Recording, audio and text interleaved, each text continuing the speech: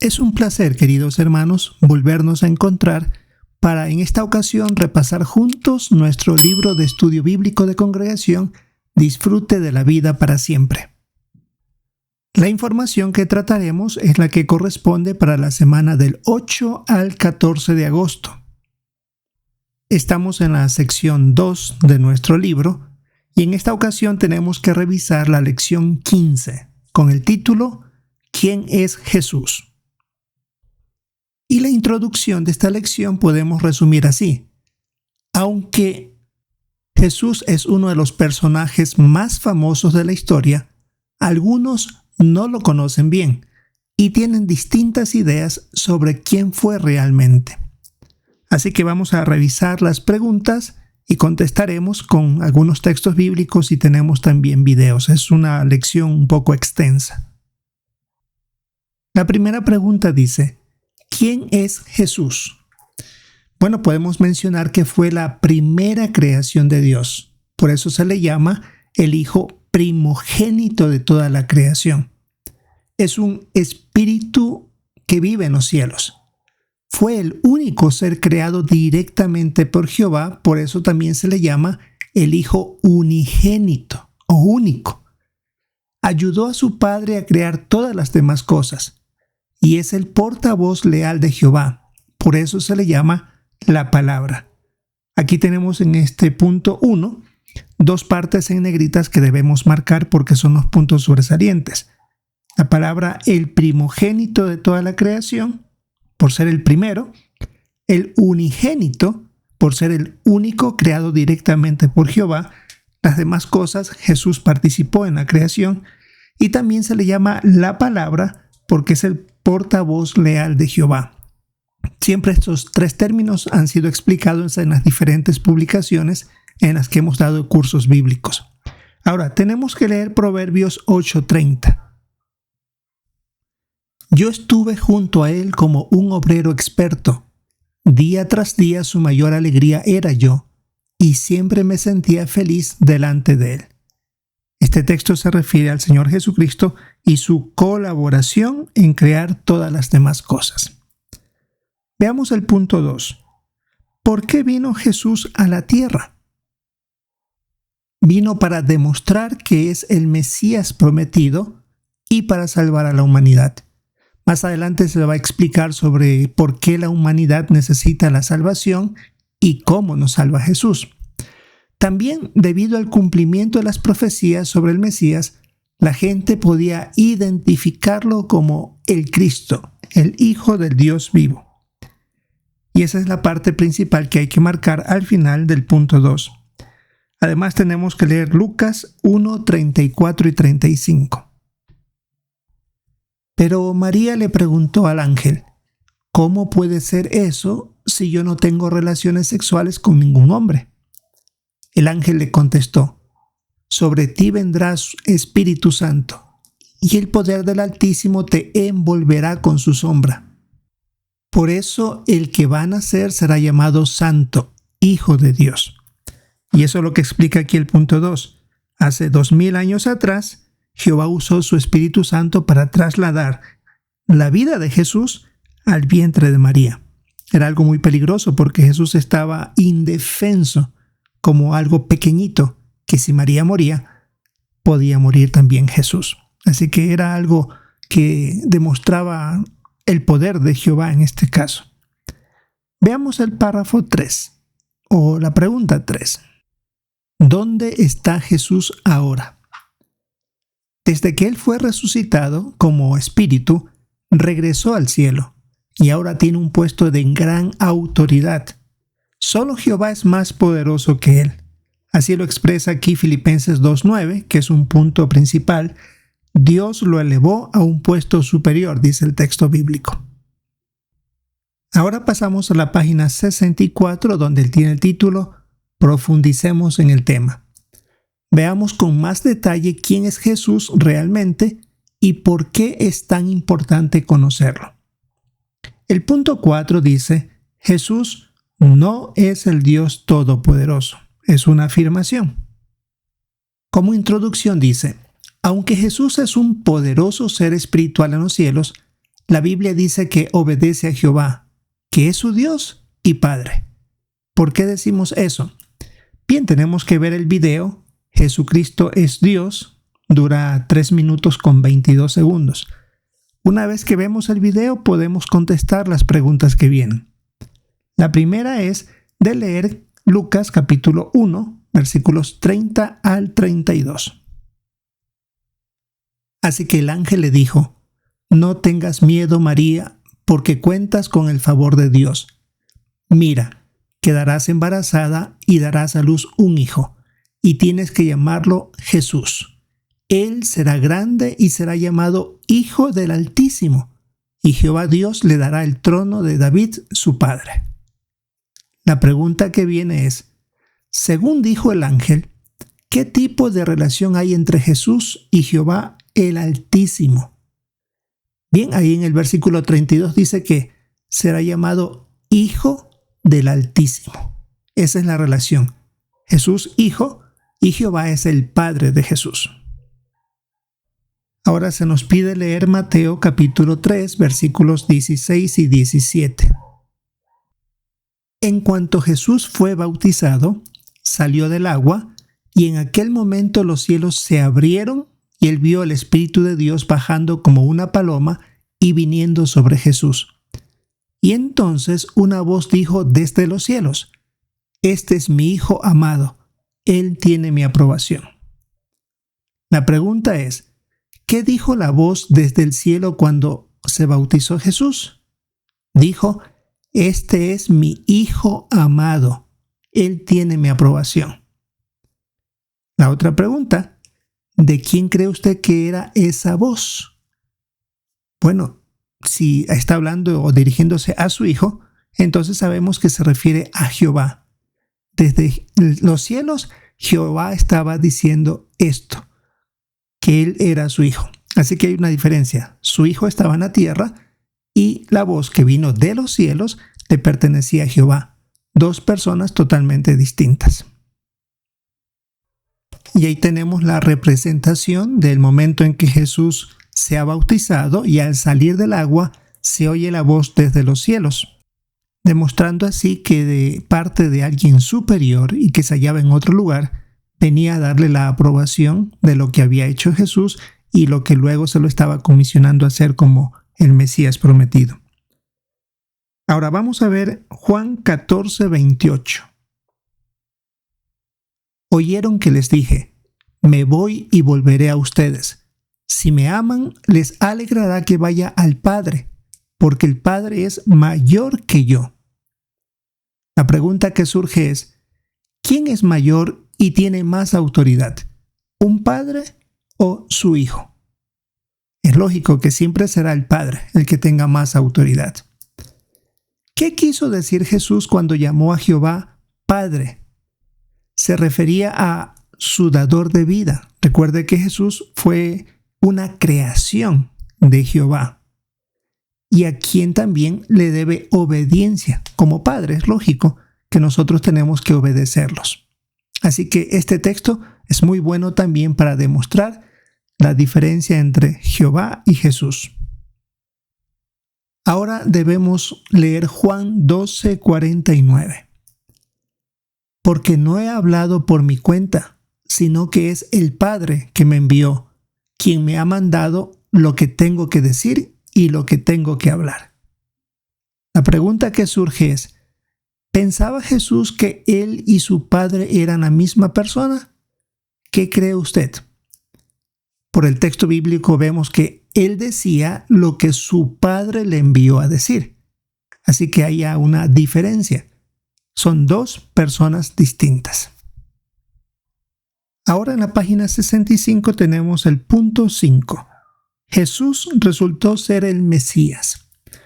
Y se dice que en la Biblia hay muchas profecías que ayudarían a la gente a identificar al Mesías, es decir, a quien Dios eligió para salvar a toda la humanidad. Y aquí tenemos que ver el video Profecías cumplidas en Jesús. Dura 3 minutos con 3 segundos. Luego se nos pone el texto bíblico de donde van a surgir preguntas. Miqueas 5:2 dice: de ti, Belén Efrata, la que es demasiado pequeña para estar entre los clanes de Judá, de ti saldrá para mí el que será gobernante en Israel.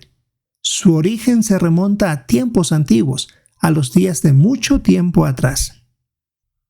Surge la pregunta, ¿se cumplió esta profecía cuando nació Jesús? Y se pone como referencia el cumplimiento de Mateo 2:1.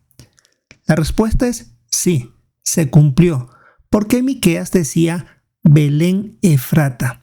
Y en el video que debemos ver se explica con claridad que en esa época habían dos pequeños pueblos que se llamaban Belén.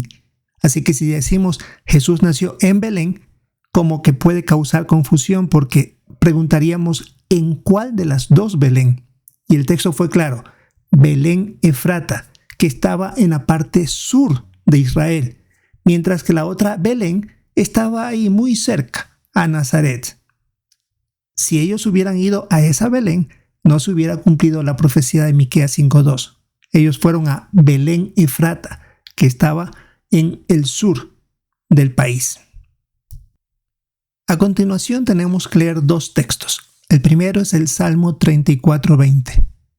Él protege todos sus huesos, ni uno solo ha sido quebrado. Y el otro texto es Zacarías 12:10. Derramaré sobre la casa de David y sobre los habitantes de Jerusalén el espíritu de aprobación y de súplica, y mirarán al que traspasaron, y se lamentarán por él como se lamentarían por un hijo único, y llorarán por él amargamente como llorarían por un primogénito. La pregunta que surge es, ¿se cumplieron estas profecías? Y se pone como referencia Juan 19:33 al 37 sobre lo que se hizo con Jesús para comprobar su muerte. Como respuesta podríamos decir que la costumbre romana era acelerar la muerte de la persona colgada quebrándole las piernas, así quedaba colgada y moría por asfixia. Al verlo muerto, no hicieron eso, no le quebraron las piernas, pero sí lo traspasaron cuando un soldado clavó una lanza en su costado para comprobar su muerte. De esa manera se cumplió tanto el Salmo 34:20 y Zacarías 12:10.